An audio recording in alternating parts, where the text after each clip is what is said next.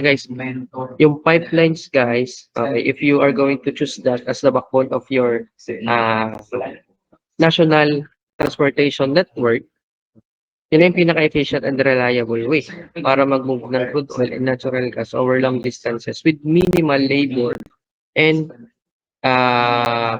with minimal labor. Diba? Okay, kasi once built, yung mga pipelines natin, meron na lang tong lower operating costs than shipping and barge transport. Yeah. And nire-reduce kasi nito yung spills compared sa mga vessels or yung mga ships, like barge, oil tankers, LNG tankers. Okay. Pag meron tayong severe weather conditions, okay. Kasi yung barge, okay, so let's say yung barge tankers, okay, let's say they are less expensive, no, when it comes to investment, no, or yung capex, no? Kasi you're just going to buy some tankers or some barge. But in the long run, if you're going to look at the 30-year period, okay, mas magastos siya when compared to pipelines. Ano kasi guys, yung mga barge and mga tankers naman yun, hindi yan kayang tumagal talaga like pipelines ng mga 30 to 40 years lang. So talaga, kung talagang every month or let's say parang everyday yung transport, no? Kung i-compare mo siya sa pipelines, mas mahina, mas madali siyang malulunod. No? Unlike pipelines na after installation, maintenance, inspection, repairs lang talaga yung kailangan. Pero yung investment na sobrang laki, yun yung disadvantage. Pero kung titingnan mo in the 30-year period, you're going to think about the 30-year period. Okay? At the long run, mas makakamura ka. No? Kasi after mong i-install yun, maintenance, repair, and inspection na lang. No? Okay. Diba? Makes sense, di ba? Kasi kung isipin nyo naman, mas matagal talaga yung useful life and lifespan ng pipelines compared dun sa mga tankers and barge na. Okay. Yun nga lang isang disadvantage ng pipelines talaga. Doon sa question na mapapaisip ka talaga, like, yun nga, yung naisip ni Jen. Kasi may mountainous region, may rivers, kumbaga, yun na yung pinaka-challenging environment when you are going to install pipelines. And yun talaga yung may pinakamalaking capex na when it comes to the installation of pipelines. So, kaya medyo nakakalito siyang question. No? Okay. Talagang kailangan niya ng malupitang evaluation. Yeah. Okay. Kaya sabi ko, even though you don't choose the best option, if maganda naman yung explanation mo, may natutumpo ka talagang points, okay, makakakuha ka pa rin ng mataas na points. Okay, so yun. So that's the end of our chapter 3. So now, tayo po ay mag-discuss na sa chapter 4. Okay. So wait, let me share my screen. Then ka pala guys, let me extend, okay? Mag-extend tayo at konti since, tawag dito, 7:30 tayo nag-start. Masakit kasi yung ulo ko kanina guys, parang ang pangit ng gising ko. No? Kaya, 7:30 ako nag-start. Para kahit pa paano makabuelo ako kasi baka mamaya hindi ako makapag-discuss ng ayos. Okay, so yan. Okay, so mag-start na tayo dito sa chapter 4. Kapala guys, later on, i-announce ko sa inyo kung tuloy ba yung makeup class natin tomorrow. Kasi balita ko na sa Diggs office na pipirmahan na lang siguro ng Sir JK yun. And pag ibalik sa akin, yun, okay na. Pwede na ako mag-conduct ng makeup class. And kaya mag-alala guys, online lang yun. Hindi nyo na kailangan pumunta dito sa school. Okay, so let's start with chapter 4 with the pipeline economics. Sa same chapter 4 natin, most likely ang makakover natin dito is yung mga costs. Okay? Yung mga costs, specifically sa pipelines. Okay, so let's start with the pipeline economics. Pipeline projects are capital intensive by nature. Operating expenses such as fuel costs associated with gas compression, maintenance and repairs and workers typically account for up to 5 to 10% of total cost. So itong 5 to 10% na to, yun yung tinatawag natin na OPEX. So yan yung OPEX natin na tinatawag na for operating costs or operating expenses. So yan yung sinasabi natin na in the long run, after ng installment, after ng CAPEX, OPEX na, di ba? Minimal na lang yung OPEX na. 5 to 10% na lang ng overall cost. Okay? While high upfront investment costs typically account for 90% of total costs occurring over the lifespan of a gas or oil pipeline, usually up to 40 years old. 30 to 40 years, yung tinatagal ng pipeline. If maintained properly. Okay. So, 90% yung investment or yung CAPEX na tinatawag. And ating i-discuss. Ano ba yung CAPEX specifically pang pipeline? Ano, makikita rin natin kung paano ba hinahati yung CAPEX. Okay? Ano ba yung parts ng CAPEX ng pipelines? Okay, so the indicator of the investment cost of a natural gas pipeline is its length, capacity, that is diameter times operating pressure, and unit investment cost. The linear component of a pipeline system, which is more commonly referred to as the line pipe, includes the majority of the CAPEX. So, okay, so sabi dito, yung line pipe daw, yung majority ng CAPEX ng pipeline. Okay, so ano ba yung line pipe? So, yan yung major or majority ng CAPEX ng pipeline because kino-cover ng line pipe na tinatawag yung purchasing, cost ng purchasing, manufacturing, and installation ng pipes. Okay? So, kasama na din yung material and labor costs. Okay? So, kaya kung mapapansin nyo, okay, ito yung line pipe na tinatawag, which is nahati sa apat. Okay? Labor yung pinakamalaki, which is 49%. Next na din is yung materials natin, 33%. Miscellaneous cost and right-of-way yung pinaka maliit. Okay? Conversely, the percentage of investment in compressor and metering stations typically ranges from 15% to 30%. The compressor station's unit cost is typically between $2 million and $4 million per megawatts of installed power. And we know, di ba, when we are going to install pipelines, dapat meron din siyang kasama compressor stations. Since yung mga compressor stations natin, yun yung nagme-maintain or nagmo-monitor ng pressure sa pipelines, di ba? So, sabihin, kasama rin siya sa CAPEX. Okay. So, ito yun naman yung hatian ng sa compressor stations. Okay? 51% for materials, 31% for labor, 17% for miscellaneous, and 1% for right-of-way. No? So now, i-discuss natin kung ano ba yung breakdown or what are the four primary categories into which unit investment cost can be divided. Okay? So, ito na yun. So, discuss lang natin and i-detail lang natin isa-isa. So, the first one is the material cost. The linear component of the pipeline system. It is a significant factor in the change of steel prices and typically accounts for approximately 1/3 of the total investment cost.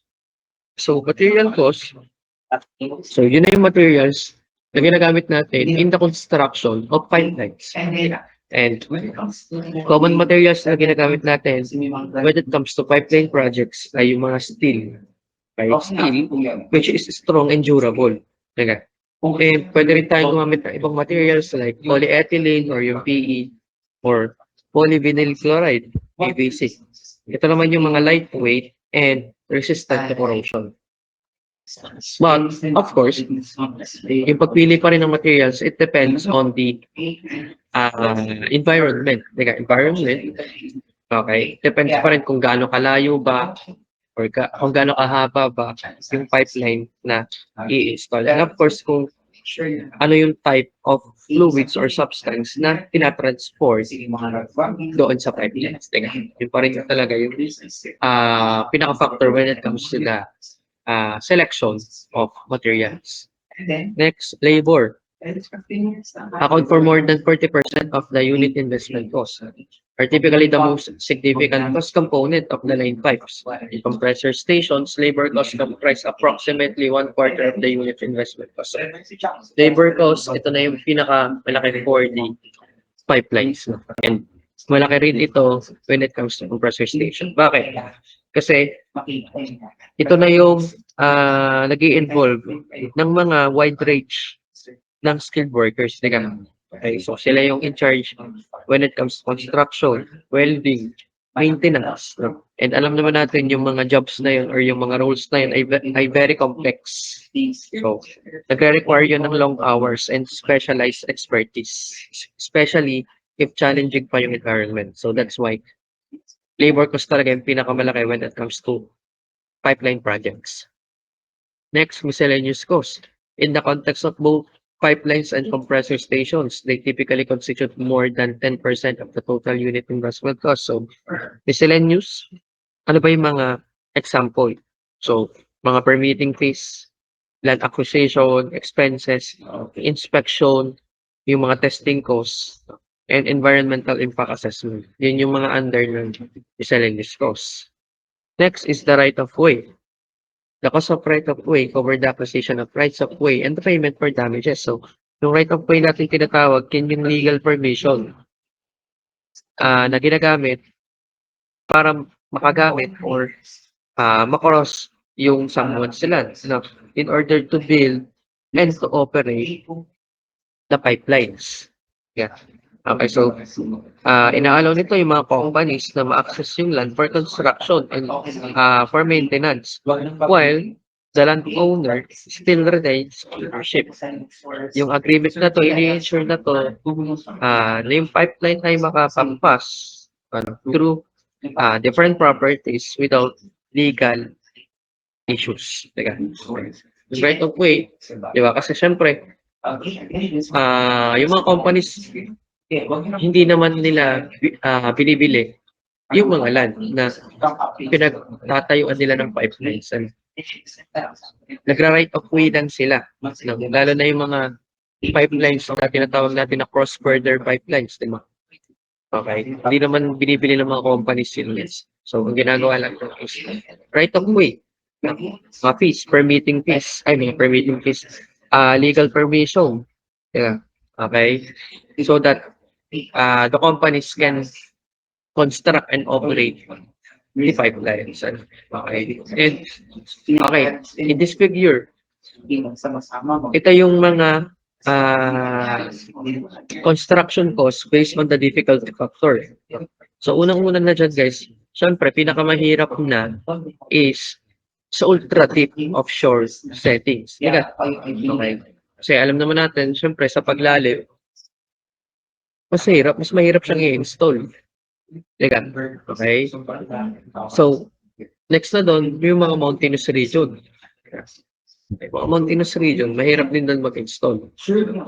Kasi bago mo pa matawid, bago mo pa ma-access yung isang mountain, mahirap siya tayuan. Mahirap din tayuan yung mga hard rock formations. Okay? Urban areas, mahirap din since maraming affected na infrastructures, offshore settings. So, yan. Next, okay, discuss natin economies of scale. Okay, and economies of scale. The economics and profitability of pipeline projects can be influenced by the financial structure and the cost of capital, in addition to the cost components associated with technical CapEx. So major international gas pipelines projects may receive up to 70% of their finance from external sources, depending on the location. The project promoters and their risk appetite, investors or lenders typically seek LIBOR that is 3 to 4% per pipeline investment. According to these assumptions, the initial technical capex can be increased by 10 to 15% by financial expenditures. Okay. So, so yung tinatawag natin na London Interbank Offer Rate, ito, yung word na ito, guys, is yun yung benchmark interest rate na pinapataw ng mga bangko pag nagpapahiram ng money. Okay, so it is often used to set interest rates on loans for big projects like pipeline. So, sabihin lang nun, if yung London Interbank offered rate natin ay tumaas, yung cost ng paghiram ng money sa project ay also mag-i-increase din. So, ibig sabihin, mas mag-i-increase din yung cost ng project. So next, let's discuss the OPEX. Okay? Mahalaga lang naman kasi dito, this part is yung OPEX and yung CAPEX. Okay? So ito yung division ng OPEX natin. So 28% for fuel costs, 31% for personnel or labor costs. Cost of services is 29%, 12% for maintenance. As you can see, sa OPEX, pinakamalaki pa rin is yung pang ating personnel or employees. No? Okay. So let's discuss kung bakit. So unahin muna natin fuel costs. Primarily associated with the energy requirements of compressor stations that operate on either natural gas or electricity. Fuel gas is either supplied by the shippers themselves as fuel gas in kind. So, yung mga compressor stations kasi natin in pipeline projects, they typically use natural gas as fuel to power the compressors. So, this natural gas often comes directly from the pipeline. So, okay, so, in order to use the compressor stations, ang ginagamit ton as fuel ay yung mga natural gas. Okay? And yung natural gas na yun is from the pipeline itself na. No? So that kahit pa paano mabawasan or magkaroon ng less expenses when it comes to fuel. Okay? Next, personnel. Personnel costs encompass the salaries and wages of the employees of the transmission system operation, as well as social security contributions and other employee benefits. And ito yung pinakamalaki, no? Kasi yung salary and wages ng mga empleyado, part din yan ng OPEX. And as you can see, mahirap nga yung mga roles and jobs ng mga personnel, ng mga workers. Okay, so that's why malaki rin dapat yung mga salary and wages. Okay. Next, service costs. Services costs cover all expenses associated with the management of the pipeline system and the operating company, as well as miscellaneous expenses. So, itong service cost, ito na yung miscellaneous cost din natin. So, ano ba yung part na miscellaneous or service cost? So, management of the pipeline system, yung mga information technology systems at telecommunication services, yung kasama rin yung sa operating company itself, yung mga technical, legal, administrative, and personal related services, as well as yung mga insurance, marketing, and consulting. Next, and the last one is maintenance costs. Okay, so in order to preserve the pipeline system's operational status without necessarily extending its lifespan, maintenance costs are associated with inspection, maintenance, and repairs. Alam natin, part pa rin ng OPEX dahil para mas matagal natin yung lifespan ng mga pipelines, need yan na maintenance, repairs, and inspections. Okay. So now, okay, before tayo mag-proceed sa pipeline maintenance, okay, magkaroon muna tayo ulit ng konting receipt in this part, dun sa CAPEX and sa OPEX. Okay.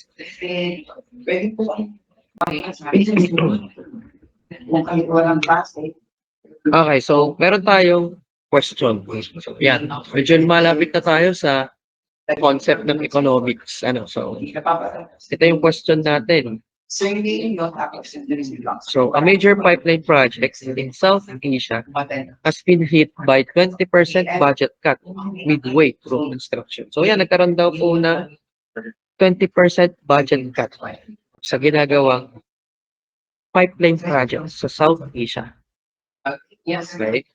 So the management insists that the project must still be completed on time, but cost overruns are no longer acceptable. So as the project manager, okay, you must decide. So ano daw yung cost categories yung kailangan i-prioritize yun. So kailangan mo daw mamili ng dalawa. Okay? Kailangan mo daw mamili ng dalawa. So ano daw yung two cost categories na pipiliin mo? At bakit yun yung kailangan yung i-prioritize for optimization to ensure the project remains financially viable and operationally efficient. Okay? So yun tanong. So nagkaroon ng 20% budget cut sa isang major pipeline project. Okay? And however, kahit may 20% budget cut, yung management, ini-insist pa rin nila na yung project dapat ay ma-complete on time.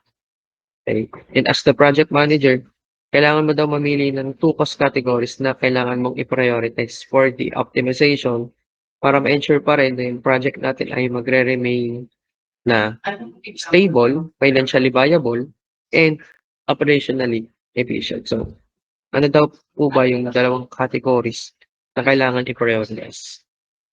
So, raise hand ka lang guys or may gusto. So,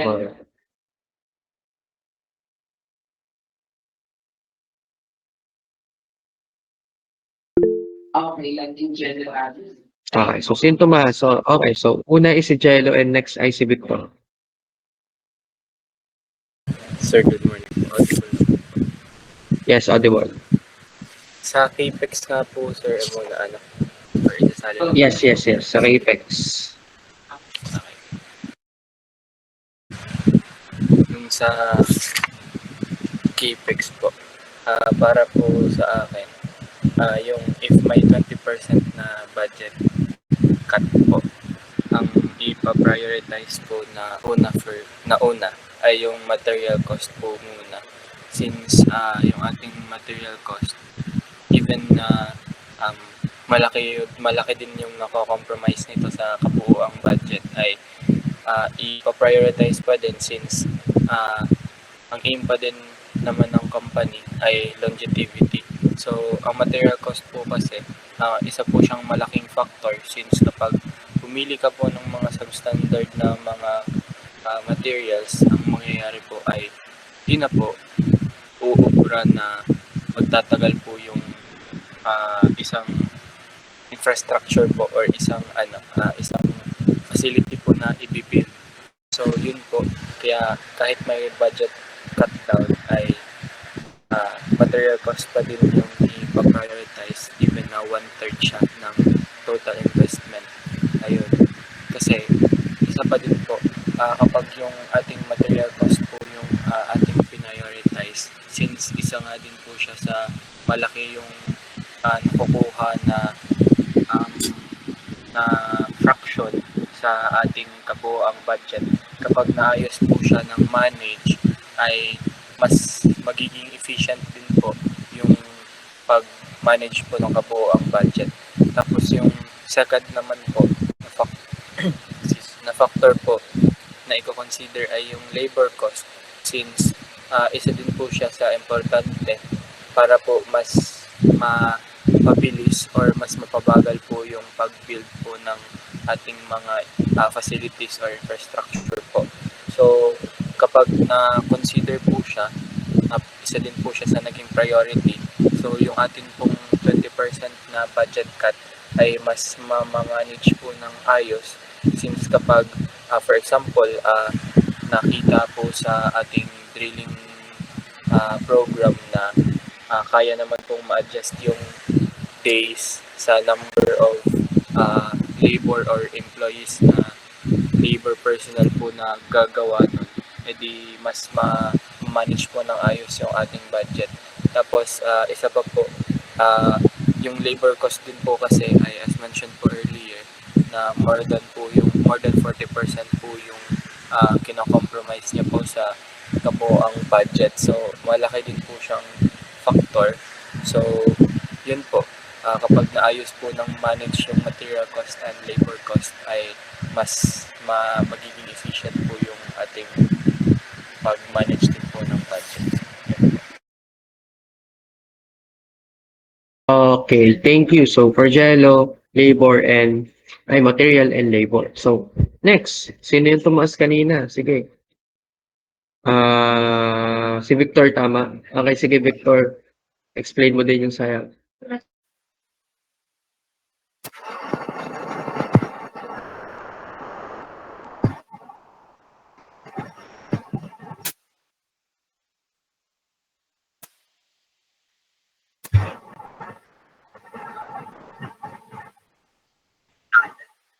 Sa labor cost naman po, parang ganun po.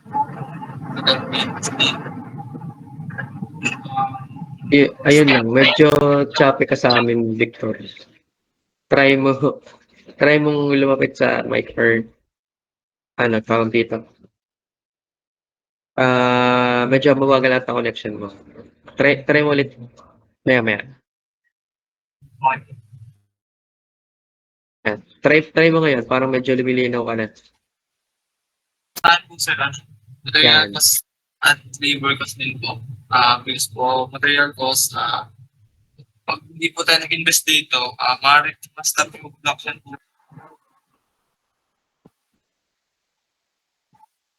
Isa din po sa dahil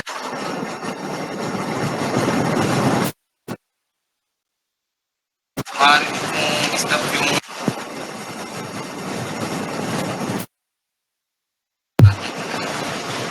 hindi ko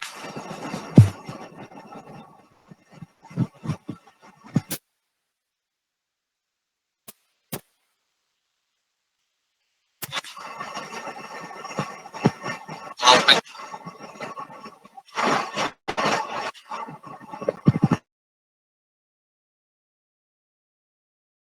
Okay, so yan. Mabagal ata internet nga na. Sige. Next time na lang muna, Victor. So, yan. Okay, sige. Explain natin. So, yan. Ang sagot ni Jello is labor and material, which is correct na. Okay. Correct. Kasi, madali lang naman talaga yung tanong. Madali lang. Kasi, syempre, nasa construction pa lang ng pipelines, no? Okay, nasa construction pa lang tayo ng pipelines. Hindi, of course, napakadali lang niyang isipin na doon sa apat na option, okay, yun talagang labor and material cost yung pipiliin natin. No? Kasi, yun talaga yung pinakamalaking part when it comes to capex of pipelines. And kasi kung iisipin mo, parang common sense na kung walang materials, okay, wala rin tayong labor, hindi naman tayo makakapag-construct ng pipelines. So that's why kung magkaroon man tayo ng 20% cut na sa budget, syempre, mas ipa-prioritize natin yung pinaka-essential na cost, which are yung labor and yung material. Madali lang naman siya. Madali lang siya question. Okay, so yan, thank you sa mga sumagot. Thank you, Angela, kay Victor. Okay, so next. Try naman natin sa part ng OPEX. Okay, so let's have a question in the part of OPEX. Okay, so ito yung question. So meron daw po tayong natural gas transmission company sa Luzon and nakaka-experience ito ng rising operational expenses. Tumataas na yung OPEX nung company sa Luzon. And recently, the fuel cost for compressor stations have increased due to higher electricity rates. While at the same time, the pipeline system is aging and nagre-request daw ito ng inspection and repairs. Okay, so yun yung mga challenges. Una muna, okay, yung fuel cost natin for compressor station, tumataas yung fuel cost due to higher electricity rates. And at the same time daw, yung pipeline system natin is nag-age na, lumuluma na, and nagre-require na daw ito ng inspection and repairs na. Frequent inspection and repairs. So, if yung companies daw, okay, if the company's budget only allows prioritization of one expense category for immediate cost management. Okay, ano daw muna yung kailangang i-address? Okay? So, madali lang, madali lang yung pagpipilian. Apat lang ulit. So, ito. Okay? Fuel, personnel, service, and maintenance. So, okay. Ano yung mas uunahin mo? Okay? Based on the given challenges. Ulit, nagkakaroon daw ng rising operational expenses or OPEX yung company sa Luzon, yung natural gas transmission company sa Luzon. Okay? Unang challenge is yung compressor stations daw ay nagkakaroon ng pagtaas sa fuel cost due to higher electricity rates. And at the same time, yung pipeline system daw po is aging and nagre-requires na ito ng frequent inspection and repair. Okay, so if the company's budget only allows prioritization of one expense or one cost category for immediate cost management, which should they address first? Raise hand na lang guys, so kung sino gusto sumagot.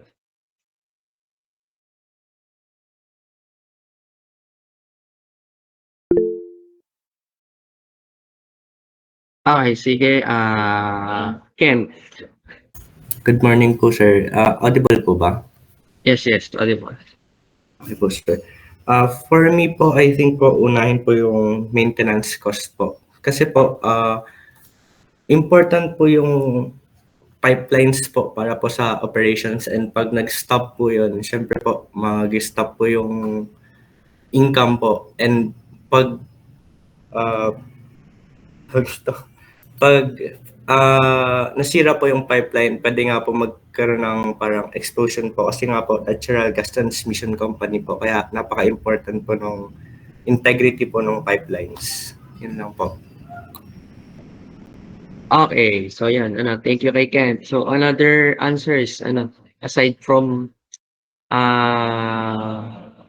aside from maintenance, so meron pa bang may gusto sumagot? Other answers aside from wala na daw. Okay, sige. Okay, so yan, So according to Ken, okay, the company should address first is yung ating maintenance cost na. Okay, so that is correct. Okay? Kasi parang common sense na din siya, no? Okay? Kasi syempre, kasi dalawa lang naman yung pagpipilian mo dun.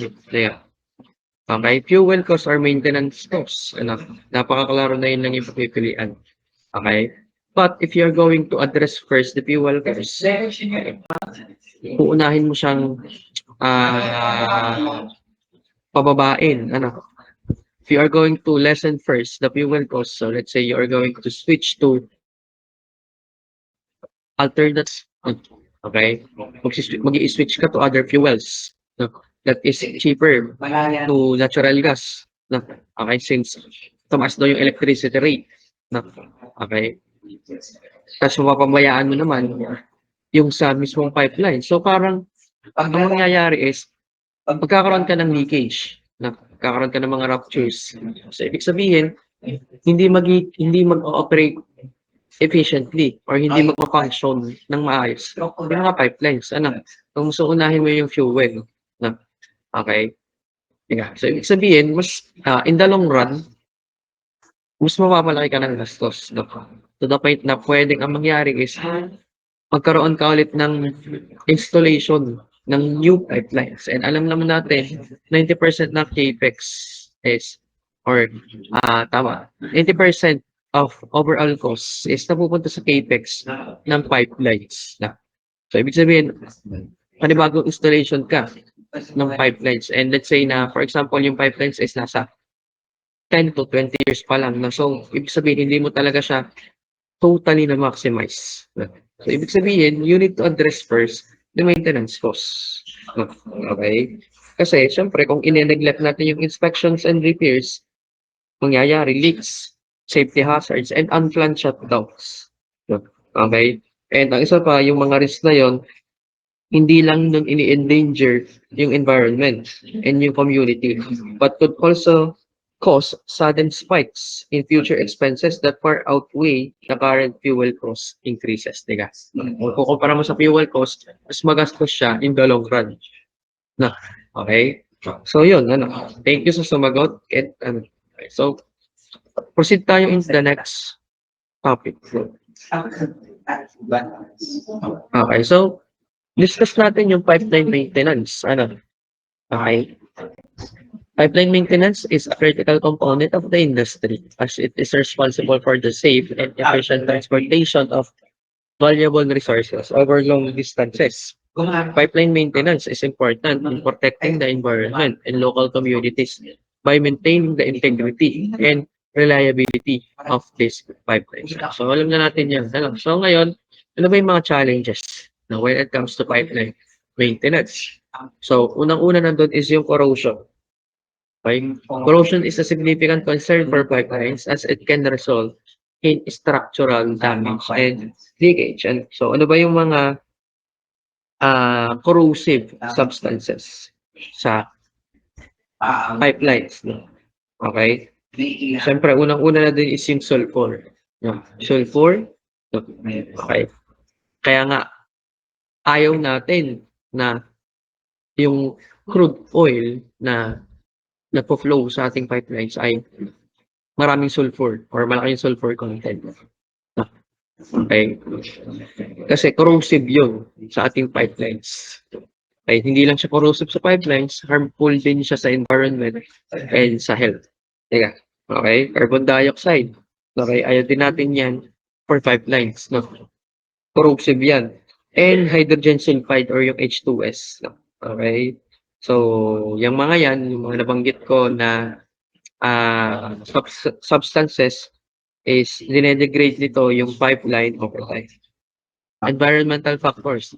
Pipelines are vulnerable to a variety of environmental factors including changes in temperature, severe weather conditions, and natural disasters. So, yan. Alam naman natin yun since, okay, if sobrang init ng panahon, kaya, so sobrang init ng panahon, pwedeng mangyari sa pipelines natin is mag-degrade din over time, di ka? Severe weather conditions like mga storms, di ka? Okay? And natural disasters like mga earthquakes. So, yung mga challenges sa pipelines na pwedeng mag-cause ng ruptures and leakage. No? Okay? Next, access and location. Access and location are complicated by the fact that certain pipelines are situated in remote or difficult to reach areas. Okay, so mga complicated access and locations in pipeline projects and yung mga mountains, dense forests, and underwater regions, yung mga ultra-deep water regions, offshore settings, diga. Okay? Next, aging infrastructure. The probability of mechanical problems and structural deterioration is elevated as a result of the aging of many pipelines. So, yan. Ito na yung pinaka-inevitable when it comes to pipeline natin, diga. Okay, so, hindi talaga natin mapipigilan yung pagkaluma, okay, ng ating mga pipelines. So, that's why we need frequent maintenance, repairs, and inspections. Diga. Next is regulatory compliance. Pipeline maintenance must comply with regulatory standards and compliance requirements. So, okay, yung mga regulatory compliance in pipeline projects natin, it refers to the following government laws and safety standards, no? Yung mga environmental protection, safety protocols, and land use regulations. Next, cost and resource management. Pipeline maintenance can be expensive, necessitating substantial financial resources for inspection, repairs, and upgrades. Okay, so isa rin ito sa challenge. Kahit na 5 to 10% lang ang OPEX ng pipeline projects and under lang nun ang maintenance, malaki pa rin ang gastos doon, knowing gaano kalaki ang cost ng mga pipelines. Diga. Pipeline leg. In order to efficiently conduct inspections, maintenance, and repairs, it is necessary to allocate additional resources and make logistical regulations for pipelines that are lengthy. Siyempre, pag mas lengthy yung pipelines, mas mahirap siyang i-monitor, mas mahirap siyang i-maintain, and mas costly yung mga repairs, and maintenance. And the last one is the fluids transported. No? Flammable or hazardous substances are frequently present in pipelines. Remaining residual fuel in the pipeline may complicate the repair and maintenance procedures even during maintenance shutdowns. Okay, so so natural gas, crude oil, and other petroleum products, yun yung mga nagfo-flow, di ba? Yun yung tinatransport ng mga pipelines. And yung mga materials na yun, di ba, since they are hydrocarbons, okay, they can easily catch fire or explode if may leak. Di ba? So, yun yung mga challenges sa ating pipeline maintenance. Okay? So, ngayon, okay, na-discuss na natin yung pipeline maintenance. Okay? And the pipeline maintenance challenges. So, before tayo mag-end ang ating discussion, okay, isang ano muna tayo ulit, isang recitation muna ulit tayo. So, ito yung question. Okay, a petroleum company in Mindanao operates a 25-year-old crude oil pipeline that passes through remote mountainous terrain or mountainous region. And recently, may small leaks daw na report. Okay? And ito ay concern sa ating safety and environmental. Okay? The company's maintenance team identified multiple challenges.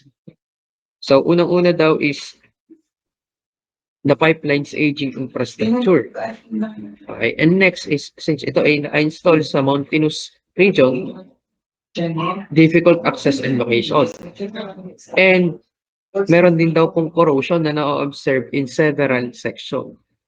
So if the company can only prioritize one challenge for immediate action due to limited resources, which issue should be addressed first? Okay, so meron po tayong tatlong challenges.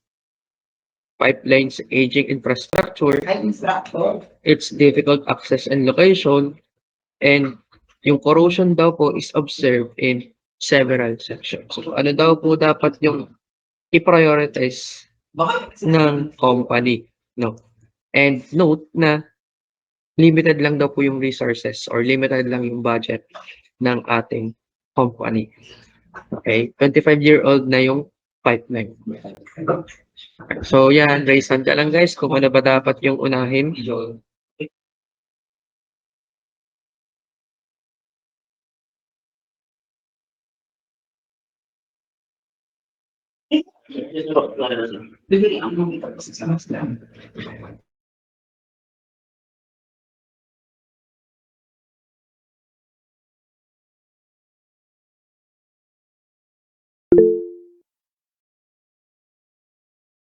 Okay, sige. Victor, next ay si Ivan.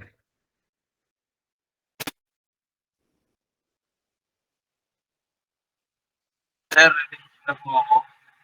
Yan, medyo. Try mo lumapit sa mic. Sige po. Para sa akin po ay ang kailangan i-priority po ay corrosion po.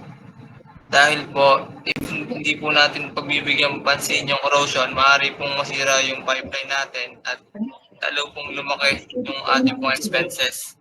Hindi ko po pinili yung access location at saka yung doon aging infrastructure dahil po sa access location po parang less important po siya sa tatlong yon. Sa aging naman po parang yun na rin po yung sa corrosion na yung sa aging dahil din po siya sa aging kaya po yung corrosion po yung pinili ko. Okay, thank you. So yan, for Victor, corrosion. So how about si Ivan? Sir, para sa akin po is corrosion din po. Since 25 years old na nga po and hard to reach po yung area. Yung threat po na nabibigay ng corrosion sa pipelines like leak po, the long run, pag may nangyari po doon, yung mangyayaring accident is very costly to repair for sure. So, ano pa po, tapos given that maaari nga po magkaroon ng explosion because of the leaks, maaari po siya mag-lead sa accidents and environmental hazard. So, maaari pa po siyang mas magkaroon ng gastos and mas ano po siya, connected pa po doon sa malayo nga po yung area since mountainous region. So, pag di po yun ang prioritize, I think mas mahihirapan po given meron din pong limited resources. So, after solving that, I think that integrity of the infrastructure should comes next and so on po. Okay, thank you. Okay, so yan, ano. Okay, dalawa muna po sagutin natin kasi may next question pa tayo. And last question na natin. Yan, ano. And parehas na lang lagi sagot, which is correct. No? Kasi yun naman talaga yung dapat i-prioritize natin. Ano? So, kumbaga, if you are going to think critically, no? Okay, pinaka-root na talaga or pinaka-problem ano, doon sa ating question is yung corrosion, di ba? Okay, kumbaga yun yung kailangan mo unahin, tsaka mo isunod yung aging infrastructure, tsaka yung location, di ba? Okay, kasi yung corrosion, directly nitong wini-weakens yung pipeline structure. And yung corrosion, nagko-cause na yon ng leaks talaga. Ano? Okay, it already cause leaks. So, meron na yung immediate risk of larger spills, no, fires, and environmental damage. No? So, yung corrosion natin, it can quickly pwede mag-escalate into catastrophic failure. Diba? So, it must be prioritized to protect both the environment and human safety. So, next na doon is yung aging infrastructure. Diba? So, that is also a critical issue. So, but it represents a broader and long-term problem that requires upgrades or replacement. So, in contrast, yung corrosion talaga is active and short-term threat. Okay, that is already kino-compromise nito yung pipeline integrity natin. Diba? Okay, short-term yung corrosion, but if hindi mo siya papansinin or hindi mo siya ipaprioritize, hindi mo siya unahin or i-address first, diba? Mas malaki yung magiging damage niya compared doon sa dalawa if you are going to prioritize yung aging infrastructure at yung access and location. Teka, okay, so madali lang naman siyang question. So, next question tayo and last question tayo before we end our discussion. So, ito yung ating ano. So, a natural gas transmission pipeline in northern Luzon stretches for hundreds of kilometers, crossing multiple provinces and supplying gas to both industrial plants and residential areas. So during a recent inspection, the company faced high maintenance costs. May mataas na maintenance costs and may long delays daw due to the pipeline length and strict regulatory compliance requirements from government agencies. Okay? So ulit, meron daw pong natural gas transmission pipeline sa Northern Luzon. Okay? Mahaba yung pipelines. So, marami daw pong provinces ang dinadaluyan or na-installan ng pipelines and nagsusupply daw ito ng gas to both industrial plants and residential areas. So, nagkaroon daw ng inspection and ang company daw po ay mayroong mataas na maintenance costs. And may long delays daw to due to the pipeline length. And meron daw strict regulatory compliance requirements from government agencies. So if the company must prioritize one of these challenges to ensure safe and efficient operation. So ano daw dapat yung unang pagtukusan? No? Okay? Mga challenges natin, maintenance cost, maintenance cost, long delays due to pipeline length, and meron daw po tayong strict regulatory compliance requirements.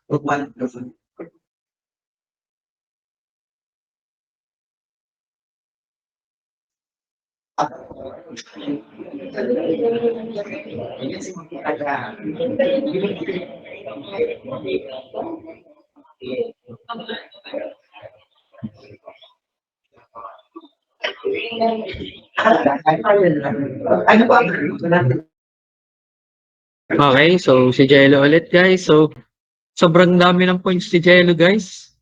Na, okay. Pwede bang magbigay muna tayo ng chance to other students na hindi ko nakatatawagin Chelo kasi taas na ng points mo, baka ma-perfect mo na midterms natin yan. Try tayo ibang tao naman. So yan, medyo mahirap yung tanong, no? Mahirap yung tanong, guys. Okay, so later ko tatawagin si Jello, siguro pahuli. Pag walang-wala na talagang gusto tumaas. Okay, so anyone from the class? Okay, before tayo mag-end. Okay, si Ken. Sige, si Ken. And then next ay si Sophia. Sure. So, I think po, unahin po is regulatory compliance po. Kasi po ay mahaba nga po siya and dumadaan po siya sa mga provinces tsaka residential and industrial. So, napaka-important po na strict po and sumusunod po sa mga rules and regulations po kasi po pwede po siyang maka-affect po sa environment po and make sure po na safe po para po sa residential areas po. Yun lang po. Okay. So, Ken, okay, so what is regulatory compliance? So, Maria Sofia. Sir, ano din po, regulatory compliance din po. Since yun po dapat maging top priority po. Kasi po, it guarantees po para sumunod po tayo sa mga safety standard po. So, yung mga people po and yung environment po are safe and protected po. Kung hindi po tayo compliant, pwede pong possible po na ma-shutdown po yung mga pipelines at possible po may mga penalties po. Since kahit maganda po ang maintenance o monitoring, wala rin pong saysay kung legally bawal po mag-operate. That's why ito po, regulatory compliance po. Okay, thank you. So, they have the same answer, no? Which is regulatory compliance. And that is correct, no? Tama yung sagot ko. No? Yun na yung parang kumbaga, common sense na lang yung ginagamit natin when it comes to answering this question. So, okay?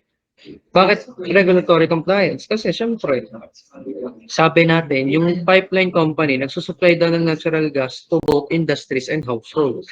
So, if hindi natin mamimit or hindi mamimit ng company yung legal safety and environmental standards, no, pwede yung mag-lead sa shutdown. Siyempre, pwedeng i-shutdown ng company, or hindi, pwedeng i-shutdown ng government yung company since hindi sila sumusunod sa environmental standard and legal safety. Teka, okay? Isa pa doon, heavy fines, okay? And even loss of operating licenses. Teka, pwedeng isarado yung company. Teka, so, syempre, kung i-ensure natin yung compliance, hindi lang naman nito na-prevent yung legal consequences, but also, na-ensure nito yung safety measures, okay? Para sa public, para sa mga tao na nagko-consume ng product, tsaka sa environment na rin, sa safety na rin ng environment. Okay? So, yung pipeline length naman, okay, if you're going to think about it, okay, pwede naman siyang i-address, sunod na dun sa regulatory compliance kasi kailangan lang naman dun sa pipeline length is scheduled monitoring and resource planning. Diba? Okay, maintenance cost naman, mataas, okay? Pero kung yun yung uunahin mo, okay, uunahin mo yung maintenance cost kaysa dun sa regulatory compliance, mas malaki yung financial losses natin. Kung ikukumpara natin sa kung magsasara yung mismo company. Okay, so that's why regulatory compliance should be addressed first na. Okay. So yeah. So that's all for our class today. So yan, thank you very much for actively participating in our class today. Okay, so yan, nalalapit na yung inyong midterm examination and tomorrow guys, if tuloy yung ating makeup class. Okay. Bala ko nang tapusin yung chapter 4. Kailangan na kasi natin tapusin yung chapter 4 para next week po. Okay. matapos na natin yung chapter 5. No? Kasi yung chapter 5 talaga guys is napakadami. Marami-rami yung chapter 5 if you are going to visit. No? Okay, yung chapter 5 natin. So, yun. Ano, and feel ko rin kasi guys, next week. No? Ako kasi medyo advanced talaga ako mag-isip kasi talaga. October kasi next month. And if you are going to think, October talaga, nandun talaga yung mga na Baguio. Oh, kung papansinin nyo, September, October, nandun talaga. Yung overthinker na. So, baka hindi ko kasi kayo maklase ulit ng isang buong week. Next week, week 8. Eh, syempre, pag di ko naklase yung chapter 5, malamang sa malamang, hindi siya may sama. Or, isama ko pa rin siya sa midterm examination kasi gawa na yung exam. No? Eh, di ang mangyayari, medyo may pagka self-study kayo nun. No? Okay, kaya nga yun din yung kagandahan talaga if may module ka ganyan. Okay. Para if ever man na hindi ko kayo maklase, mga 4th year na naman kayo, kaya nyo naman siguro i-self-study na, no? Yung chapter 5. Okay, so yun. And hopefully, huwag naman sanang magkameron ng bagyo next week. Ano, para meron pa rin tayo ng meeting kasi pansin ko rin, laging tinatamaan ng mga bagyo is yung face-to-face meet natin, ano, face-to-face classes natin. So yun. So that's all guys. Thank you so much and I want to remind you guys na you should submit your case studies this week. Okay. And okay lang guys if hindi nyo ma-turn in sa classroom. Okay. Okay lang kayo hindi nyo ma-turn in sa classroom yung soft copy. Pero syempre, mas maganda pa rin na i-turn in nyo kasi malay nyo, biglang mawala yung inyong case studies. No? Kasi marami-rami kayong case studies. Or marami-rami magpapasa sa akin ng case studies. So, yung soft copy nyo kasi in Google Classroom, no? Yun talaga yung nagsaserve din as one of the proof na nagpasa kayo online. No? Okay? So, yun. That's all. Thank you and see you na lang in our next meeting.